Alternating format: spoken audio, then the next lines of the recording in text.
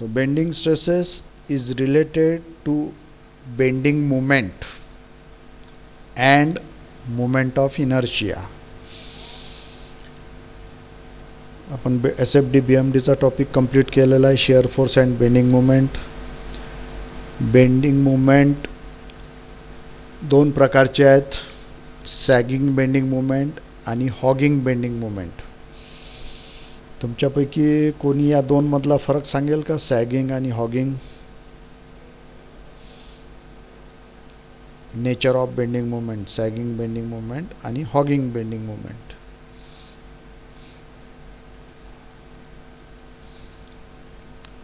Sir सांगू का? Sagging bending movement जे आहे, समजा आपण एक दोरी घेतली तर आपण त्याच्यावर काही मास्क लावलंय म्हणजे वेट लावलंय, तर ती खालच्या बाजूने जी होईल त्याला सॅगिंग म्हणतात. आणि हॉगिंग बेंडिंग मूवमेंट म्हणजे जी वरच्या बाजूने होईल तिला हॉगिंग बेंडिंग मूवमेंट असं म्हणतात. अच्छा, ती दोरी वर ओढली तर हॉगिंग. हा, पण बरोबर बोलला तू. यस, परंतु दोरीचं एक्झाम्पल चुकीचं घेतलं.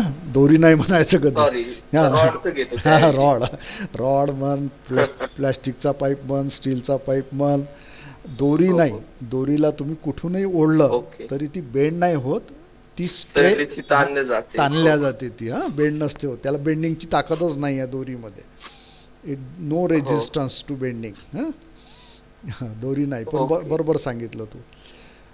सॅगिंग म्हणजे मला वाटतं सांगितलं होतं, झाडाच्या फांदीला तुम्ही लटकले तर ती फांदी वाकते. ते कुठल्या प्रकारचं बेंडिंग मुवमेंट झालं, सॅगिंग की हॉगिंग?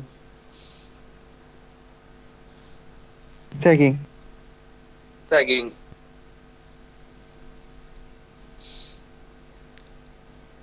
झाडाची फांदी झाडाला लागलेली आहे आणि त्याच्या टोकावर तुम्ही लटकून राहिले, तर ती कशी वाकेल? Sir hogging bending moment.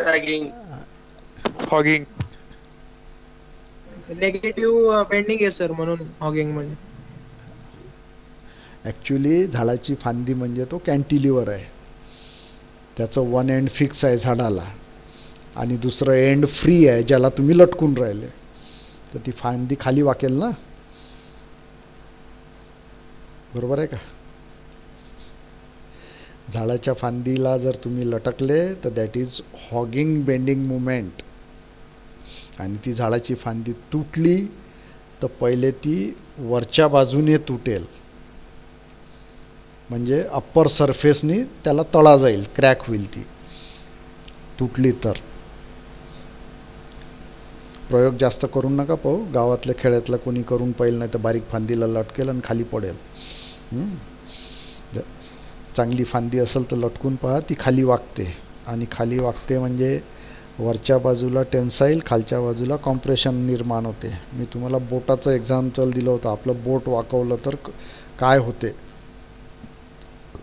तुम्ही तुमचा हात सरळ धरा तळवावरती, हात आणि ते बोट वाकवलं तुम्ही वरच्या बाजूला, बोटाचं टोक वरच्या बाजूला उचललं तर वरची चामडी जमा होते आणि खालच्या बाजूनं चामडी ताणल्या जाते.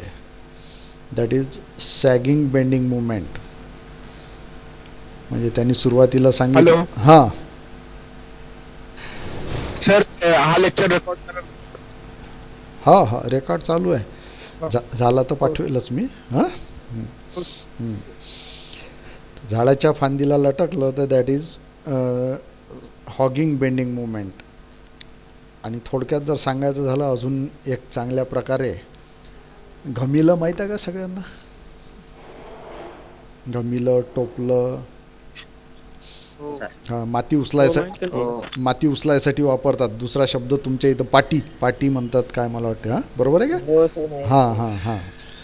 हां ती पाटी जर सरळ ठेवली म्हणजे त्याचा जो शेप दिसतो तुम्हाला, that is sagging bending movement. सरळ जर घमिलं ठेवलं तर पाटी आणि ती उलटी मारून ठेवली तर तिचा जो शेप दिसतो वरतून, that is hugging bending movement. त्याच्यावरून मी सांगत असतो बरेचदा. तर ते टोपलं किंवा पाटी किंवा घमेलं जे काय म्हणत असाल तुम्ही, ते जर सरळ ठेवलं आपण, म्हणजे माती भरायसाठी जर ठेवलं, that is the shape of sagging bending movement, म्हणजे deflected shape due to sagging bending movement. आणि ती पाटी जर उलटी करून ठेवली, म्हणजे त्याच्यात आता माती नाही भरता येणार, आपण उलटी करून ठेवली आहे ती, तर तो जो शेप दिसतो तुम्हाला, that is due to hogging bending movement. लक्षात घ्या. आता तुम्ही समोर नाही आहे, माझाही व्हिडिओ तुम्हाला दिसत नाही, नाही तर मी बोटावरून नेहमी सांगतो, आपल्या हातावरून, हाताच्या बोटावरून, हाताचं बोट तुम्ही वाकवलं तर एका बाजूचं चांबडी ताणल्या जाते आणि दुसऱ्या बाजूची चांबडी कॉम्प्रेस होते, दाबल्या जाते. तर बेंडिंग स्ट्रेसेस ह्या दोन्ही प्रकारच्या असतात, टेन्साईल अँड कॉम्प्रेसिव्ह. काही भागात टेन्साईल स्ट्रेसेस निर्माण होतात आणि काही भागात कॉम्प्रेसिव्ह स्ट्रेसेस निर्माण होतात, आणि त्याच्यामुळे कपल तयार होतो. आणि that couple resist the external bending movement. आता थोडंसं इंजिनिअरिंग मेकॅनिक्समध्ये जाऊ. इंजिनिअरिंग मेकॅनिक्समध्ये आपण शिकलेलो आहोत कपलबद्दल. आता बेंडिंग मुवमेंट म्हणजे it is a couple. Bending movement is the movement developed due to the external loads. Bending movement म्हणजे इट इज बेसिकली मुवमेंट, आणि मुवमेंटचा आपण शब्द वापरलेला आहे फर्स्ट इयर इंजिनिअरिंग मेकॅनिक्समध्ये, कपल. आणि कपलच्या प्रॉपर्टी शिकताना हे तुम्हाला सांगितलं जाते की a couple can be balanced by another couple of equal magnitude and opposite sense or nature. म्हणजे कपल, तुम्ही लावलेला कपल जर क्लॉकवाईज असेल तर त्याला बॅलन्स करायला तेवढ्याच मॅग्नेट्यूडचा अँटी क्लॉकवाईज कपल लागेल. बरोबर आहे का? ही प्रॉपर्टी शिकलो आहे आपण इंजिनिअरिंग मेकॅनिक्समध्ये. हे couple cannot be balanced by forces, couple can be balanced by couple itself. म्हणजे थोडक्यात आपण जे आता बेंडिंग मुवमेंटचा टॉपिक पाहिला, त्याच्यामध्ये बेंडिंग मुवमेंट काढला आपण. त्या बेंडिंग मुवमेंटमुळे मेंबर किंवा बीम बेंड होतो, आणि त्या बेंड झाल्यामुळे तो डिफ्लेक्टेड शेपमुळे इंटरनल स्ट्रेसेस डेव्हलप होतात. जसं आपण स्ट्रेस स्ट्रेनमध्ये स्ट्रेसची डेफिनेशन पाहिली होती, internal resistance developed per unit cross sectional area is known as stress. तसंच इथे सुद्धा आहे, bending stresses are the internal resistive stresses. तर त्या डिफ्लेक्टेड शेपमुळे दोन प्रकारच्या स्ट्रेसेस डेव्हलप होतात, कॉम्प्रेसिव्ह स्ट्रेस आणि टेन्साईल स्ट्रेस. कॉम्प्रेसिव्ह स्ट्रेसमुळे काही भागात कॉम्प्रेसिव्ह स्ट्रेसेस निर्माण होतात बीमच्या सेक्शनच्या, त्याच्यामुळे कॉम्प्रेसिव्ह फोर्स निर्माण होतो, आणि राहिलेल्या भागात टेन्साईल स्ट्रेसेस निर्माण होतात आणि त्याच्यामुळे टेन्साईल फोर्स डेव्हलप होतो. हे दोन्ही सारखेच असतात. Two forces equal in magnitude, opposite in direction and non collinear, so they form a couple. आणि हा जो कपल तयार होतो तो एक्सटर्नल बेंडिंग मुवमेंटला अपोज करतो, आणि तेव्हा मग इक्विलिब्रियम अचीव होते, आणि मग बीमचं डिफ्लेक्शन थांबते, नाही तर बीम वाकतच जाईल. समजा ह्या स्ट्रेसेस डेव्हलप झाल्या नाहीत तर बीम वाकत जाईल आणि शेवटी तुटेल. आणि त्या मटेरियलमध्ये, ज्या बीमच्या मटेरियलमध्ये जर ताकद असेल, स्ट्रेंथ असेल, तर ह्या स्ट्रेसेस डेव्हलप होईल, त्याच्यामुळे कपल निर्माण होईल, आणि तो कपल जेवढं आपण बेंडिंग मुवमेंट लावला आहे त्याच्या एक्झॅक्ट इक्वल मॅग्निट्यूडचं कपल डेव्हलप होईल आणि अपोजिट नेचरचं. तर असा त्याला म्हणतात मुवमेंट ऑफ रेझिस्टन्स. तर आपण जे लावतो एक्सटर्नल लोडमुळे जे निर्माण होते दॅट इज बेंडिंग मुवमेंट, आणि त्या बेंडिंग मुवमेंटला अपोज करण्याकरता जो कपल निर्माण होतो आतमधून त्या मटेरियलमुळे, ते मटेरियल स्वतः डेव्हलप करते तो couple, that couple is known as movement of resistance. And at equilibrium external bending movement is equal to the internal movement of resistance. So this is the base of this topic, bending stresses. Okay, तर आता आपण पुढे जाऊ.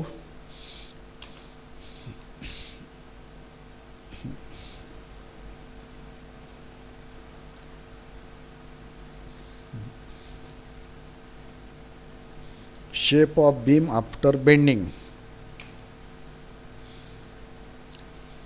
हा beam असा वाकेल.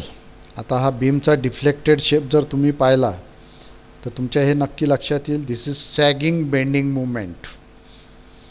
आता हा बीम जर असा वाकला तर हे खालचे जे फायबर्स आहेत, खालचं जे मटेरियल आहे हे तुमच्याही लक्षात येईल, हे ताणल्या जात आहे. पहा, हे खालचं मटेरियल ताणल्या जात आहे आणि वरचा लेअर जर पाहिला, top layer, so that is subjected to reduction in length. तो दाबल्या जातो आहे. म्हणजे या वरच्या बाजूला कॉम्प्रेशन येत आहे आणि खालच्या बाजूला टेन्शन निर्माण होत आहे. असं सगळीकडे होते. फक्त आता हा खालचा लेअर सगळ्यात जास्त ताणला जातो. त्याचा वरचा लेअर जर पाहिला तर तो सुद्धा ताणला जातो, पण कमी ताणला जाईल. तसंच हा वरचा लेअर मॅक्झिमम अमाऊंटनी कॉम्प्रेस होतो. त्याच्या खालचा लेअर जर पाहिला तर त्याच्यावर सुद्धा कॉम्प्रेशन राहील, परंतु कमी राहील, कमी दाबला जाईल तो. म्हणजे इथे मॅक्झिमम कॉम्प्रेशन, इथे मॅक्झिमम, खालच्या बाजूला मॅक्झिमम टेन्शन. असं जर आतमध्ये गेलं तर टेन्शन कमी कमी होत जाते. वरून जर आतमध्ये गेलं तर कॉम्प्रेशन कमी कमी होत जाते. आणि मधात मात्र एक लेअर असा मिळतो तुम्हाला. हा मधातला लेअर पहा. हा मधातला लेअर जो मिळतो हा न टेन्शनमध्ये असतो ना कॉम्प्रेशनमध्ये असतो. It is neutral. तो ताणल्याही जात नाही आणि कॉम्प्रेसही होत नाही. तर त्या लेअरला म्हणतात न्यूट्रल लेअर. हा असा प्रत्येक सेक्शनमध्ये किंवा प्रत्येक बीममध्ये असतोच. त्याचा वरचा पार्ट जर सॅगिंग बेंडिंग मुवमेंट असेल तर वरचा पार्टवर कॉम्प्रेसिव्ह स्ट्रेसेस असतात आणि त्या न्यूट्रल लेअरच्या खालच्या पार्टमध्ये टेन्साईल स्ट्रेसेस असतात आणि त्याच्यामुळे ते कपल तयार होते.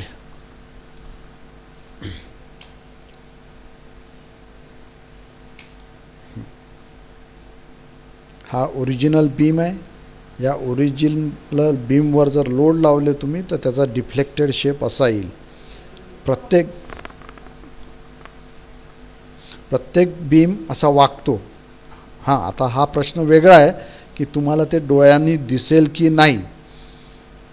तुम्ही जर सिंगल बारवर एक्झरसाइज करत असाल, सिंगल बारवर झोके घेत असाल, तर तो सिंगल बार जर दुसऱ्यांनी कोणी पाहिला तर त्याला दिसेल तो थोडासा वाकतो आहे.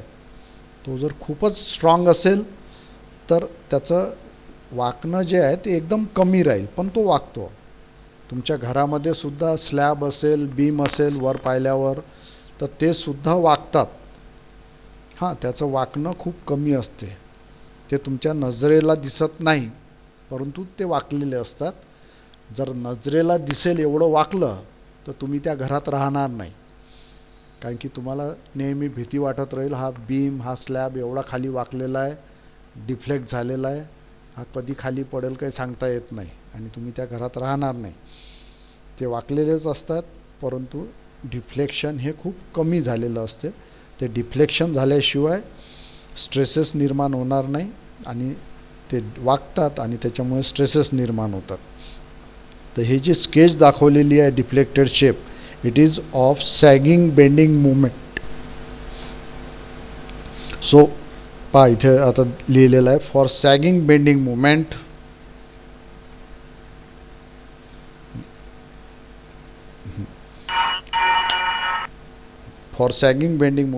after bending the fibers in the upper part of the beam shortens and the fibers in the lower part elongates. हे तुम्हाला आधी सांगितल्याप्रमाणे खालचे ताणल्या जातात आणि वरचे शॉर्टन होतात, म्हणजे कॉम्प्रेस होतात, रिडक्शन होते त्यांचं. At a level between top and bottom of the beam there will be a layer of fibers which are neither shortened nor extended. म्हणजे असा एक लेअर नक्की असतो. कुठलाही बीम असो, तो कुठल्याही शेपचा असो, त्याचं सेक्शन कसंही असो, T section, I section, circular section, rectangular section, कुठलाही असो, त्याच्यामध्ये एक लेअर असा असतोच की ज्याच्यावर काहीच परिणाम होत नाही. So neither shortened nor extended. Fibers in this layer are not stressed at all. This layer is called neutral layer. म्हणजे त्याच्यावर काहीच परिणाम होत नाही म्हणून त्याला न्यूट्रल म्हणतात. Neither tensile neither compressive. The line of intersection of this neutral layer on cross section is called neutral axis. He neutral axis ची डेफिनेशन आहे. न्यूट्रल लेयर आणि न्यूट्रल ॲक्सिस म्हणजे न्यूट्रल ॲक्सिस असा लेयर आहे तो किंवा ती ॲक्सिस आहे ज्याच्यावर टेन्साइल स्ट्रेस राहत नाही, कॉम्प्रेसिव्ह राहत नाही, स्ट्रेस 0 असते. Okay. For hogging bending movement, after bending, the fibers in the upper part of the beam elongates and the fibers in the lower part shortens. पहा इथे उलटं लिहिलेलं आहे. जर हॉगिंग बेंडिंग मुवमेंट असेल, negative bending movement, after bending the fibres in the upper part of the beam elongates, म्हणजे झाडाची फांदी ती वाकली तर त्याचा टॉप लेअरचे जे फायबर असेल त्या फांदीच्या वरच्या साईडचे fibre those will be elongated and the fibres in the lower part shortens, ते कॉम्प्रेस होतात. बाकी सगळं तसंच आहे. At a level between top and bottom of the beam there will be a layer of fibres which are neither shortened nor extended. Fibres in this layer are not stressed at all. इथं थोडंसं चुकीचं आहे, stresses म्हटलं आहे, stressed पाहिजे. At all. This layer is called neutral layer. The line of intersection of this neutral layer on cross section is called neutral axis. हा section दाखवलेला आहे बीमचा, जो आधी आपण पहिल्या टेम्पलेटमध्ये बीम दाखवला त्याला जर कुठूनही कट केलं तर समजा तो रेक्टँग्युलर सेक्शन आहे. आता हा सेक्शन रेक्टँग्युलर असू शकतो, सर्क्युलर असू शकतो, आय सेक्शन असू शकतो, channel section, T section, hollow circular section, काही असू शकतो. पण हा सेक्शन मी इथे रेक्टँग्युलर दाखवलेला आहे. आता हा रेक्टँग्युलर सेक्शनमध्ये सॅगिंग बेंडिंग मुवमेंट जर असेल तर दिस टॉप फायबर इज शॉर्टन्ड. पहा इथे हा डायग्राम दाखवला आहे, bending strain distribution diagram. Strain म्हणजे तुम्हाला माहीत आहे change in dimension divided by original dimension, strain. तर इथे जे स्ट्रेन निर्माण होणार आहे ते रिडक्शन होणार आहे, कॉम्प्रेसिव्ह स्ट्रेन, आणि इथे होणार आहे टेन्साइल स्ट्रेन. आणि जसं जसं तुम्ही बॉटमकडून किंवा टॉपकडून आतमध्ये जाता बीममध्ये, सेक्शनच्या आतमध्ये, जसं जसं आतमध्ये जाल तसं तसं स्ट्रेन कमी कमी होत जाते. पहा, जसं जसं आतमध्ये जाल तसं स्ट्रेन कमी होते. At a particular level strain is 0. याला म्हणतात न्यूट्रल ॲक्सिस. ही झाली न्यूट्रल ॲक्सिस, कारण की इथे स्ट्रेन नाहीच आहे. तसंच बॉटमकडूनही पाहिलं तर जसं जसं बॉटमकडून तुम्ही आतमध्ये जाल तसं तसं स्ट्रेन कमी कमी होत जाते. आणि या स्ट्रेनबद्दल एक महत्त्वाचं आहे, this variation is linear, straight line आहे. पहा, महत्त्वाचं म्हणजे थोडक्यात या न्यूट्रल ॲक्सिसपासून जसं जसं तुम्ही बाहेर जाल ॲट ए डिस्टन्स y, तसं तसं स्ट्रेन वाढत जाईल. या वायची जर मॅक्झिमम व्हॅल्यू घेतली तर तुम्हाला मॅक्झिमम स्ट्रेन मिळेल, may be at top, may be at bottom. हा वाय तुम्ही न्यूट्रल ॲक्सिसपासून वरच्या बाजूला मोजा किंवा खालच्या बाजूला मोजा. जसं जसं समोर जाल तुम्ही, बाहेर जाल, तसं असं स्ट्रेन वाढत जाते. आणि स्ट्रेन वाढल्यामुळे तुम्हाला माहीत आहे स्ट्रेन आणि स्ट्रेस एकमेकाशी कनेक्टेड असतात. Stress divided by strain is equal to modulus of elasticity. तर ते प्रपोर्शनेट असतात. तर त्याच प्रकारचा डायग्राम स्ट्रेस डायग्रामसुद्धा होतो, बेंडिंग स्ट्रेस डिस्ट्रीब्युशन डायग्राम. हा डायग्राम फार महत्त्वाचा आहे. When the beam is subjected to bending movement, bending stresses are developed and these are distributed as per this diagram. Section कुठलाही असो त्याचा बेंडिंग स्ट्रेस डिस्ट्रीब्यूशन डायग्राम असाच येईल, याच्यात काही बदल होणार नाही. It will be same. तर न्यूट्रल ॲक्सिस त्याला असणारच आहे आणि न्यूट्रल ॲक्सिसपासून जसं जसं तुम्ही डिस्टन्स वाय बाहेर निघाल तसं असं स्ट्रेस वाढत जाईल. पहा इथे स्ट्रेस दाखवलेली आहे सिग्मा बी.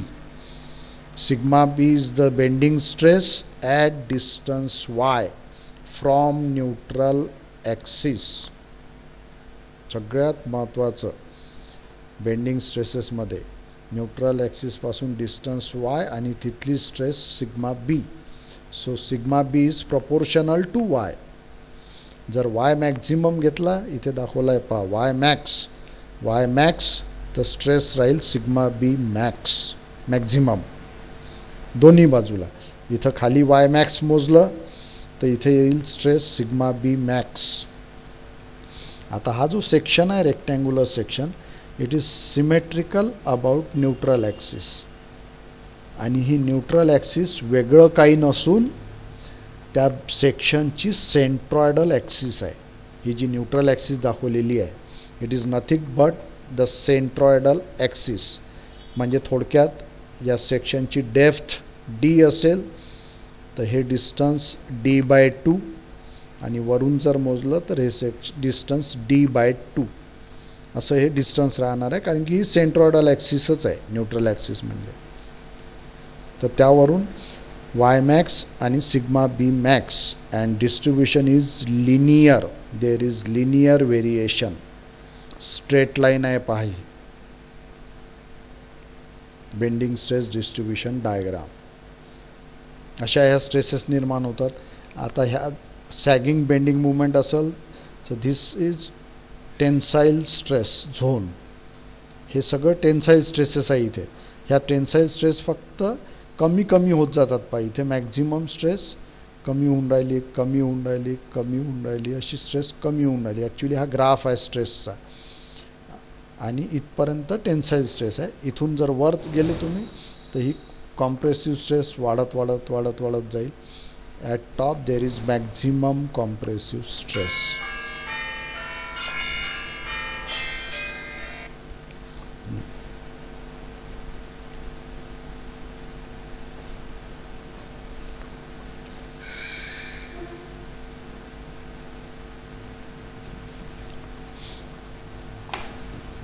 ओके.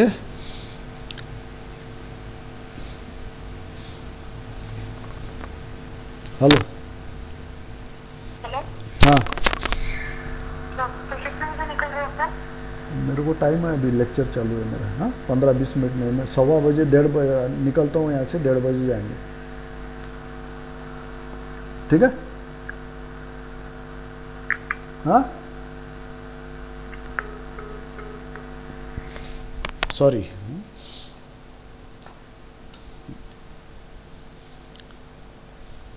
हे सगळ्यांच्या डोक्यात भरवून घ्या हा bending stress distribution diagram. Linear variation, maximum stress at top and bottom. आता इथे हा सेक्शन सिमेट्रिकल आहे. आता याच्या जागेवर जर टी सेक्शन असेल तर त्याचा सेंट्रॉयडल ॲक्सिस वर शिफ्ट होईल म्हणजे न्यूट्रल ॲक्सिस. त्याच्यामुळे न्यूट्रल ॲक्सिस इथं असेल आणि हे व्हेरिएशन लिनियर असेल तर तुम्हाला ही टेन्साईल स्ट्रेस खूप जास्त मिळेल as compared to compressive stress. परंतु व्हेरिएशन मात्र लिनियरच राहील, हे बदलणार नाही. This is straight line. So to find these stresses, it is assumed that the beam is under pure bending. Pure bending, a member is said to be in pure bending if no shearing force exists. But in reality, this state does not exist. आपण SFD BMD चे problem सोडवले आहे. त्याच्यात SFD मध्ये shear force 0 आहे असे problem पाहिले आहेत का आपण? नाही सर. Anybody else? अजून कोणी सांगू शकेल असे एखादा प्रॉब्लेम पाहिला आहे का आपण ज्याच्यात शिअर फोर्स 0 राहील?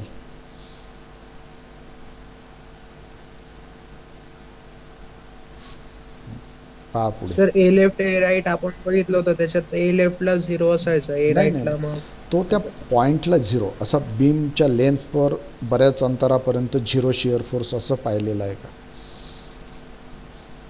हो पाहिलंय ना. हा यस पाहिलाय, गुड. ओव्हर हँगिंग बीमच्या प्रॉब्लेम मध्ये. ओव्हर हँगिंग बीम मध्ये. Yes yes good. पहा आता मी दाखवलाय ते तसं पुढे. पहा इथे हा problem. Simply supported beam W kilo newton at a metre, या बाजूनी W kilo newton at a metre. मला वाटते स्टँडर्ड केसमधलं मी दाखवलेलं आहे, स्टँडर्ड केस. तर हा जो पार्ट आहे बीमचा, इथे शिअर फोर्स 0 आहे, मधातला पार्ट. हां, या बाजूला शिअर फोर्स आहे W किलो न्यूटन, याही बाजूला आहे W किलो न्यूटन, परंतु मधातला जो पार्ट आहे, दोन लोडच्या मधातला हा पार्ट आहे बीमचा, हा पार्ट, या पार्टवर शिअर फोर्स 0 आहे आणि त्या पार्टमध्ये बेंडिंग मोमेंट कॉन्स्टंट आहे पहा, W into a kilo newton metre. So this is known as pure bending case. याला म्हणतात प्युअर बेंडिंग. हे एक एक्झाम्पल, जनरली राहत नाही, अशा स्पेशल केसेसमध्ये मिळते. आणि दुसरं हे एक्झाम्पल हे घेतलं होतं आपण, सॉल्व केलेलं प्रॉब्लेम आहे पहा, 80 kilo newton metre subjected to couple of 80 kilo newton metre. या केसमध्येही हा SFD नाहीच आहे, पूर्ण बीमवर शिअर फोर्स नाही आहे, 0. and it is subjected to constant bending moment of 80 kilonewton meter, minus 80 kilonewton meter. So these are two cases of pure bending. आता हे जर प्युअर बेंडिंग असेल तर तो बीमचा जो डिफ्लेक्टेड शेप असतो, it is the arc of circle. म्हणजे सर्कल जसा असतो तसा त्याचा डिफ्लेक्टेड शेप असतो, जर प्युअर बेंडिंग असेल तरच. अदरवाईज तो डिफ्लेक्टेड शेप जो असतो तो पॅराबोलिक असतो. त्याच्यामुळे हे जे बेंडिंग स्ट्रेसेसचं जी थिअरी डेव्हलप झालेली आहे, it is according to pure bending. ही याच्याकरता डेव्हलप झाली आहे, प्युअर बेंडिंग करता, म्हणजे शिअर फोर्स नसला पाहिजे. अशा केसमध्ये जर अशा प्रकारचं बेंडिंग असेल तर आपलं हे इक्वेशन काम करते, प्युअर बेंडिंग इक्वेशन. आता जर प्रॅक्टिकली पाहिलं, जसं मागच्या टेम्पलेटमध्ये लिहिलेलं होतं, प्रॅक्टिकली असं काही राहत नाही, शिअर फोर्सही राहतो आणि बेंडिंग मुवमेंटही राहतो.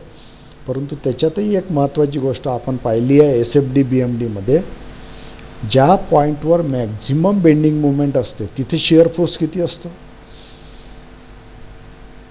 0. हां, तिथे मात्र 0 असतो त्या पॉईंटला, बरोबर आहे. So point carrying maximum bending movement is subjected to 0 shear force. आणि त्यानुसार हे इक्वेशन तिथे लागू पडतात.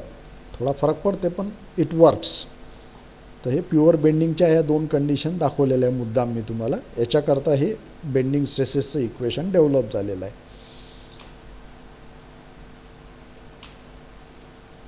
आता याच्यातला हा महत्त्वाचा पार्ट आहे, assumptions in the theory of bending.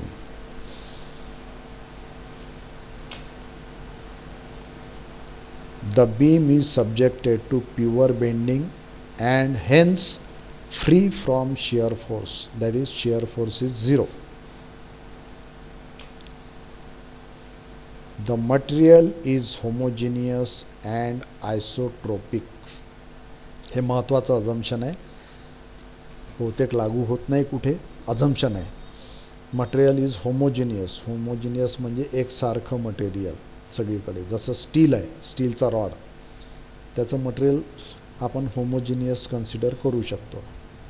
परंतु तुमच्या घराचे जर स्लॅब बीम पाहिलं दॅट इज नॉट होमोजिनियस, कारण की त्या बीममध्ये स्लॅबमध्ये कॉन्क्रीट म्हणजे सिमेंट, खडी, वाळू, रेती हे मटेरियल असतातच, त्याला कॉन्क्रीट म्हणतो. आणि त्याच्यात सोबत लोखंडाच्या सळाकी पण टाकलेल्या असतात. So it is not a homogeneous material, त्याला हेट्रोजिनियस म्हणतात. हे आपली मेटल जे आहेत ते जनरली होमोजिनियस असतात, एकसारखं material, uniformity in the material, त्या मेंबरचं सगळीकडे सारखंच प्रॉपर्टी राहील मटेरियलच्या. And isotropic. Isotropic means having same elastic properties in all directions. हे सुद्धा मेटलबद्दल एकदम लागू होते तंतोतंत. Isotropic, having same elastic properties in all directions. परंतु जर आता टिंबरचा विचार केला, झाडाच्या फांदीचा, तर त्याच्यामध्ये ते आयसोट्रोपिक राहत नाही. ते सगळ्या डायरेक्शननी इलॅस्टिक प्रॉपर्टी एकच राहत नाही, त्याची वेगवेगळ्या राहतात. आयसोट्रोपिक नाही आहे ते. परंतु मेटल जनरली आयसोट्रोपिक असतात. हे महत्त्वाचं अझम्पशन आहे. Then each longitudinal fiber is free to extend or contract independently. म्हणजे आपण पहिल्या टेम्पलेटमध्ये जे लेअर पाहिले होते, टॉप लेअर, त्याच्या खाली लेअर, त्याच्या खाली लेअर, तर ते प्रत्येक लेअर स्वतः आपला सेपरेटली इलॉंगेट किंवा रिड्यूस होऊ शकतो. त्याचा आजूबाजूच्या फायबरशी काही संबंध येत नाही, आजूबाजू खालच्या वरच्या लेअरशी असं काही होत नाही, कारण की ते एकमेकाशी कनेक्टेड असतात. But this is assumption. Then the value of Young's modulus is same for the beam material for the beam in tension as well as in compression. म्हणजे मॉड्युलस ऑफ इलॅस्टिसिटीची व्हॅल्यू टेन्शनमध्ये आणि कॉम्प्रेशनमध्ये सारखीच असते. A transverse section of beam plane before bending remain plane after bending. Again an important assumption. A transverse section of the beam plane before bending remain plane after bending. या assumption वरूनच तो bending stress distribution diagram आणि bending strain distribution diagram काढलेला आहे. म्हणजे transverse section म्हणजे longitudinal ॲक्सिसला perpendicular section हा before bending तर प्लेन असतोच, तो आफ्टर बेंडिंगसुद्धा प्लेनच राहायला पाहिजे. म्हणजे तो शेप बदलेल, त्याचा तो शिफ्ट होईल. वरचे फायबर कॉम्प्रेस होतील, खालचे फायबर इलॉंगेट होतील, परंतु ते प्रपोर्शनेट राहील आणि त्याच्यामुळे स्ट्रेन जे आहे ते युनिफॉर्म व्हेरी होईल, लिनियर व्हेरिएशन. हे महत्त्वाचं अझम्पशन आहे. त्याच्यावरून आपण ते दोन डायग्राम काढलेले आहेत, बेंडिंग स्ट्रेन डिस्ट्रीब्युशन डायग्राम आणि बेंडिंग स्ट्रेस डिस्ट्रीब्युशन डायग्राम.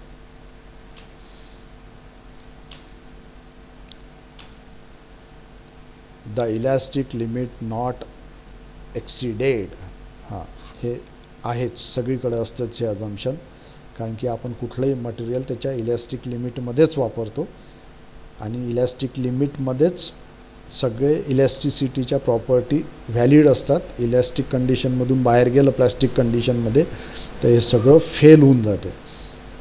त्याच्यामुळे elastic limit is not exceeded within the elastic limit.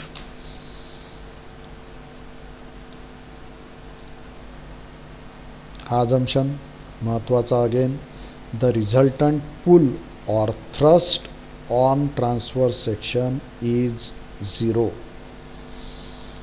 याचा अर्थ पहा.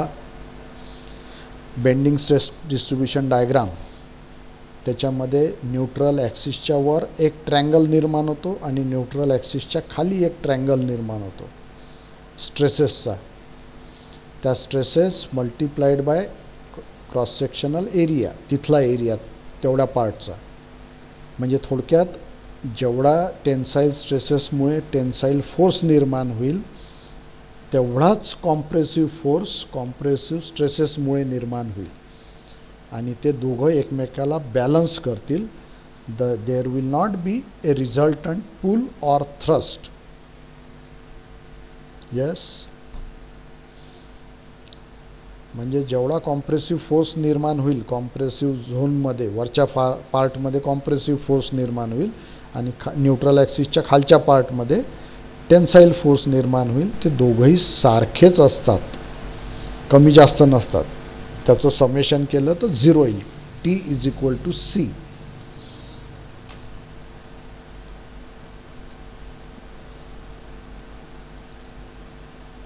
The transverse section of the beam is symmetrical about an axis passing through the centroid of the section and parallel to the plane of bending.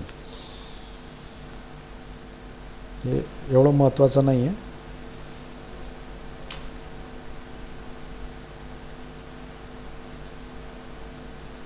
The radius of curvature of the deflected beam is very large compared with the dimension of the cross section of beam. Radius of curvature म्हणजे तो beam जो bend होईल त्या बेंडिंगचं जर कर्वेचरची radius राहील ती खूप जास्त राहते. ॲक्च्युली असते पण ती मीटरमध्ये असते रेडियस ऑफ कर्वेचर, आणि आपल्या बीमचे किंवा मेंबरचे डायमेन्शन हे mm मध्ये असतात. So radius of curvature is very large.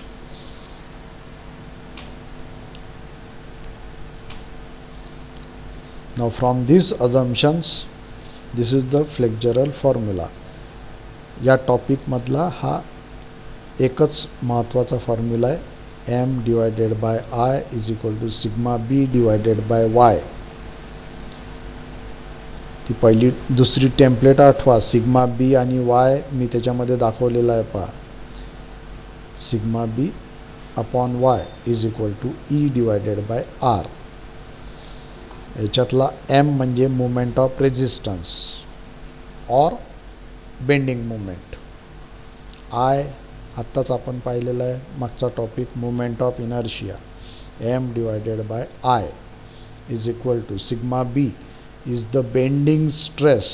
Sigma b is the bending stress at distance y from neutral axis.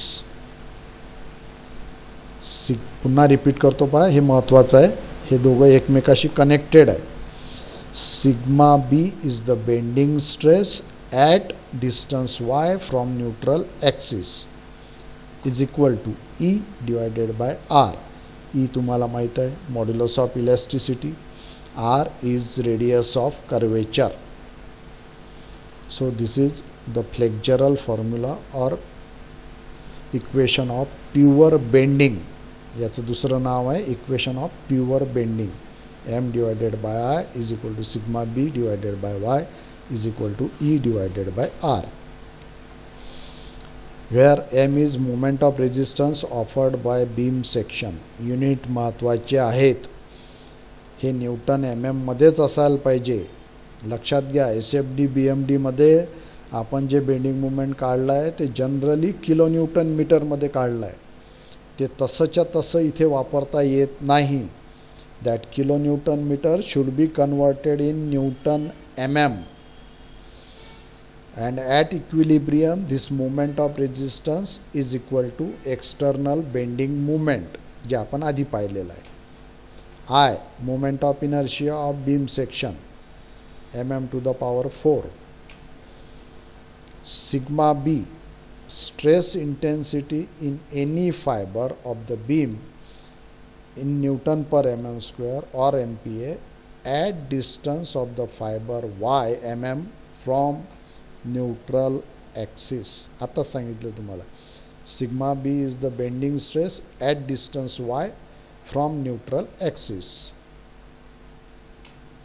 E Young's modulus और modulus of elasticity newton per mm square और MPa.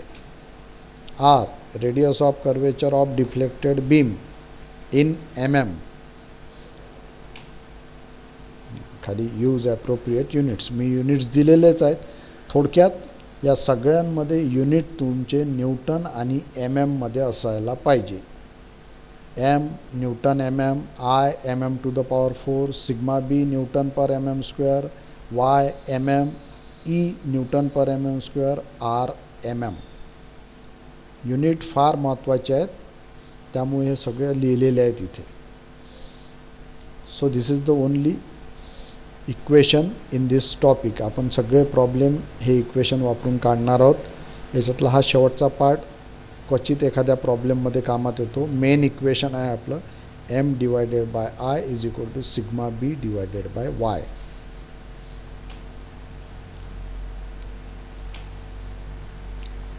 Flexural formula m divided by I is equal to sigma b upon y is equal to E upon R. So M is equal to हा M हा I इकडे वरती multiply जाईल sigma B max multiplied by I divided by Y max. हे सुद्धा दाखवलेलं होतं मी पहा त्या डायग्राममध्ये. वायची जर मॅक्झिमम व्हॅल्यू घेतली तर बेंडिंग स्ट्रेसची मॅक्झिमम व्हॅल्यू मिळेल तुम्हाला. So M is equal to sigma B max into I divided by Y max. So M is equal to sigma B max multiplied by Z where Z is I divided by Y max. ही जी term येते I divided by Y max त्याला म्हणतो आपण Z section modulus. So Z is equal to I divided by Y max.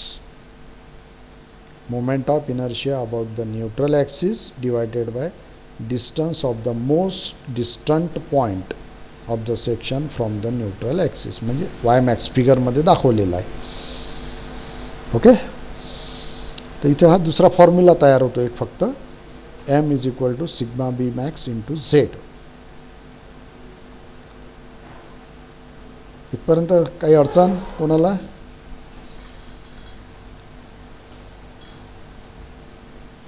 काही शंका? नसतो. Okay, आपण इथे थांबू आज. नेक्स्ट लेक्चरला कंटिन्यू करू.